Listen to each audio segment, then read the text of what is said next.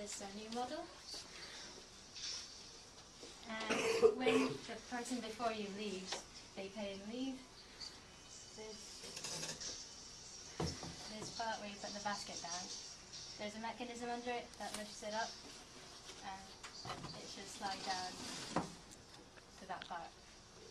These are supposed to be rollers.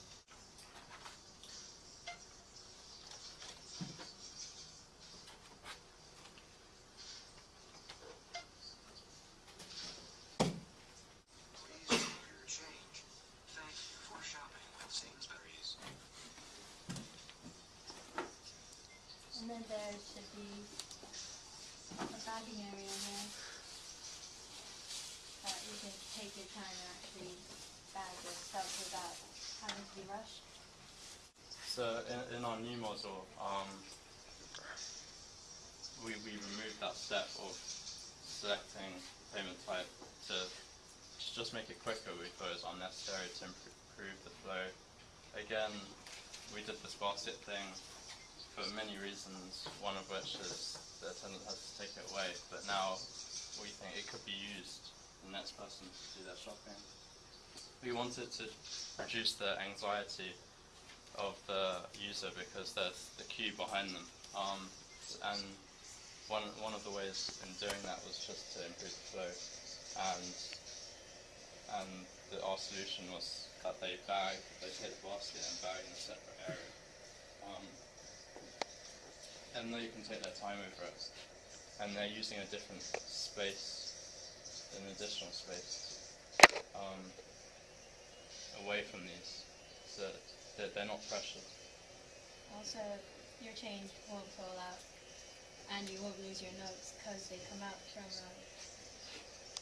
the same place, along with the receipt, so nothing actually falls out. I think people are quite familiar with this layout because it's like the train ticket machines.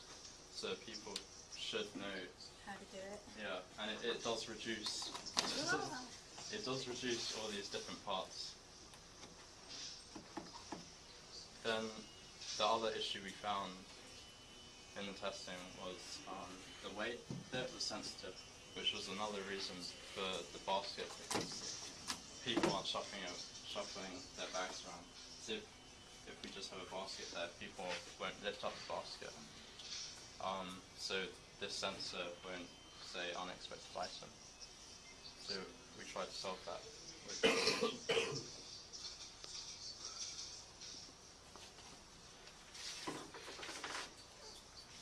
And this is the current layout of Sainsburys, the paying area. There's 4 rows of self-checkouts and 4 rows of people doing it for you. And 2 of the self-checkouts, you have to scan from right to left, which is quite distracting because you're used to left to right for everything. So, and the queues are in separate places, so in your mind you just automatically think they're really different things. So people who are loyal to the person checking out for you, they wouldn't really queue up here because they don't want to use it, they're afraid of it. So here's our new layout, which has 1 row of a person doing it for you, and then 1 row of self-checkout, and it goes on like that. And there'll be 2 queues at the ends, so that people who don't want to use the self-checkout at all, they can queue up there. And in the middle, these 3, they're for people who don't mind using the self-checkouts. So people being more familiar with the self-checkouts then, and all the self-checkouts would go the right way.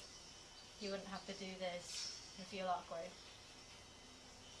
We were thinking that since all the self-checkouts were all in the same place, on the side it feels like it's just another kind of weird option, whereas if we wanted people to become more familiar with it, it should be integrated into the shopping floor along with the normal checkout, so it becomes more normal to people.